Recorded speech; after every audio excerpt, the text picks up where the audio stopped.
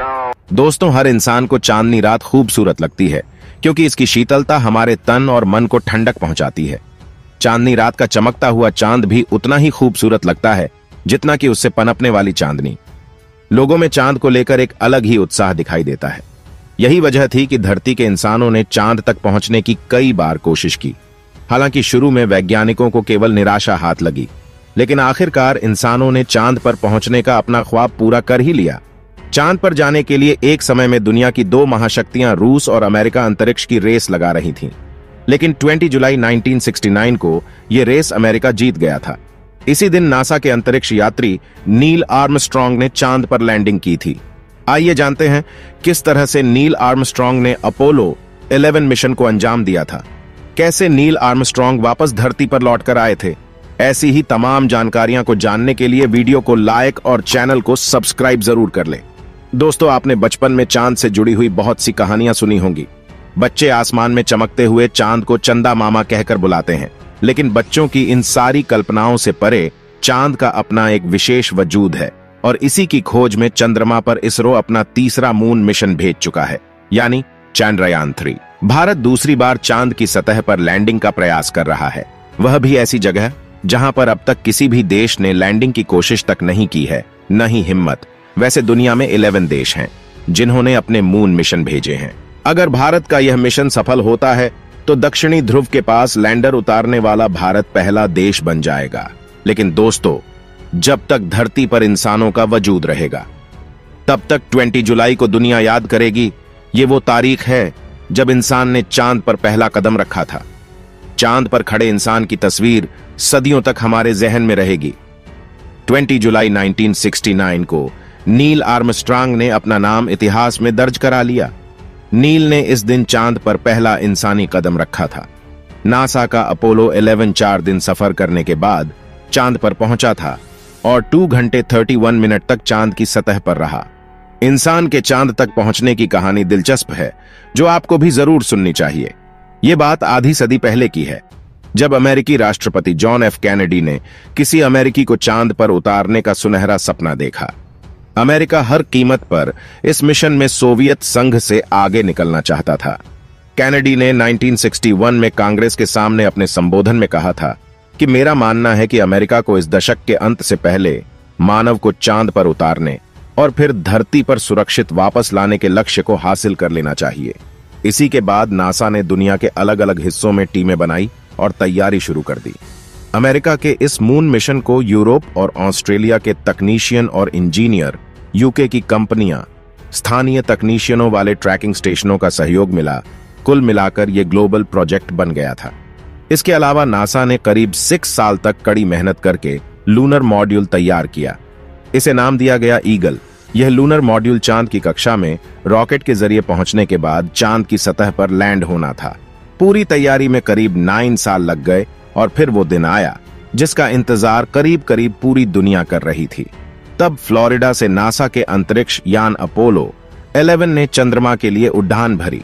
इसमें 3 लोग, commander Neil Armstrong, commander module pilot Michael Collins और लूनर मॉड्यूल पायलट एडविन आई Aldrin junior सवार थे।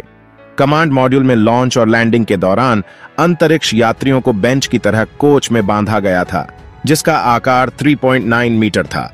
कमांड मॉड्यूल के पीछे सर्विस मॉड्यूल था, जिसमें ईंधन टैंक और इंजन था। लूनर मॉड्यूल को कमांड और सर्विस मॉड्यूल के पीछे एक कंपार्टमेंट में रखा गया था। पृथ्वी छोड़ने के बाद अपोलो ने लूनर मॉड्यूल के साथ उड़ान भरी, जिसे कमांड मॉड्यूल के पीछे अंतरिक्ष में ले जाया गया, जहां से यह चंद्रमा की तरफ मुड़ गया। 1969 में 16 जुलाई की सुबह 9.32 मिनट के वक्त अमेरिका के आसमान पर बादलों का डेरा था। उसी वक्त अमेरिकी अंतरिक्ष यान अपोलो 11 ने सीधे चंद्रमा के लिए उड़ान भरी। 0.102 घंटे और 45 मिनट की उड़ान के बाद अपोलो 11 का लूनर मॉड्यूल ईगल चंद्रमा की सतह पर उतरा। उधर धरती पर करीब 4 लाख लोगों की टीम उस पहले इंसान को चांद पर कदम रखते हुए देखने को बेताब थी, जिसके लिए वे महीनों से मेहनत कर रहे थे।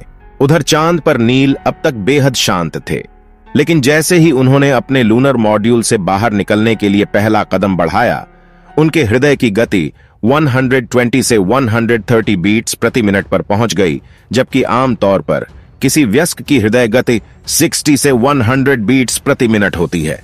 उधर धरती पर मिशन की निगहबानी कर रही कोर टीम घबरा गई, लेकिन धरती पर उन्हें मॉनिटर कर रही टीम ने कहा, आप सुरक्षित हैं, आप बाहर आ सकते हैं।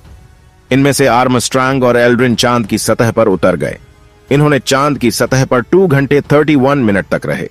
वहीं कोलिंस अपोलो 11 में बैठकर चंद्रमा की कक्षा में चक्कर लगाते रहे। इस दौरान उन्होंने 21 किलो 600 ग्राम कंकड़ और पत्थर जमा किए और उन्होंने चंद्रमा पर बहुत सी तस्वीरें खींची। इनमें वो ऐतिहासिक तस्वीर भी शामिल है जो चांद पर उनके बूटों के निशान की है। नील अपने साथ अमेरिका का झंडा भी ले गए थे, जिसे दोनों ने मिलकर चंद्रमा की सतह पर गाड़ा। हालांकि इस दौरान गलती ये हो गई कि झंडा पूरा खुल नहीं पाया, जिसकी वजह से तस्वीरों में ऐसा लगता है कि झंडा चंद्रमा पर लहरा रहा है। इसके बाद दोनों यान ईगल में पहुंचे और कोलंबिया में पहुंच गए। इसके बाद ईगल को कोलंबिया से अलग कर दिया गया। इसी दौरान एक और दिलचस्प घटना हुई, जिसमें एक बॉल टिप वाली कलम ने इन अंतरिक्ष यात्रियों की जान बचा ली। जी हां, उनके साथ चंद्रमा से लौटने के दौरान एक खौफनाक घटना भी घटी। नील आर्मस्ट्रांग और एडविन आल्ड्रिन की गलती से लूनर मॉड्यूल में लगे एक स्विच टूट गया था, जो उन्हें चंद्रमा से वापस धरती पर सफलतापूर्वक लाने के लिए बेहद जरूरी था। अगर यह स्विच काम नहीं करता तो दोनों यात्री हमेशा के लिए अंतरिक्ष में ही रह जाते। ऐसी स्थिति में ऑल्ड्रिन ने चतुराई दिखाते हुए एक बॉल टिप वाली कलम को उस छेद की जगह टिका दिया जहां स्विच था। इससे अंतरिक्ष यान दोबारा चंद्रमा की सतह से उड़ान भरने में कामयाब हो पाए। आर्मस्ट्रांग, एल्ड्रिन और कोलिंस ने चांद पर जाने और वापस अंतरिक्ष में आने के दौरान लगभग 10 लाख मील की दूरी एक बड़ी कार के बराबर के कंपार्टमेंट में एक साथ रहकर बिताई। इसके बाद नील आर्मस्ट्रांग ने कई इंटरव्यू भी दिए, जिनमें उन्होंने हमेशा कहा कि जब वह चंद्रमा पर कदम रख रहे थे तो वो लम्हा थोड़ा तनाव भरा था। नासा ने अनुमान जताया था कि इस मिशन से करीब 4 लाख लोग जुड़े थे, जिनमें मिशन कंट्रोलर से लेकर ठेकेदार और मैथमेटिशियन तक शामिल थे। नील ने भी इस सफलता का श्रेय मिशन से जुड़े इन लोगों को ही दिया। जब नील आर्मस्ट्रांग और उनके साथी एडविन एल्ड्रिन ने चांद की सतह पर कदम रखा, तब से लेकर अब तक 12 इंसान चांद पर अपने कदम के निशान छोड़ चुके हैं। लेकिन पहला मिशन तो फिर भी पहला ही होता है। यहां अपोलो 11 मिशन की कहानी खत्म होती है, लेकिन हम आपको इससे संबंधित और जानकारी भी दे देते हैं। चांद पर आखिरी बार 1972 में जीन कर्नन और हैरिसन श्मिट अपोलो 17 से चंद्रमा पर गए थे। इसके बाद कोई भी इंसान चांद पर नहीं गया। हालांकि इसके बाद कई रोबोट्स चंद्रमा पर भेजे जा चुके हैं। दोस्तों, आपको वीडियो कैसी लगी हमें कमेंट बॉक्स में जरूर बताएं। साथ ही वीडियो पसंद आई हो तो लाइक करें, चैनल को सब्सक्राइब करके बेल आइकन को दबाना ना भूलें।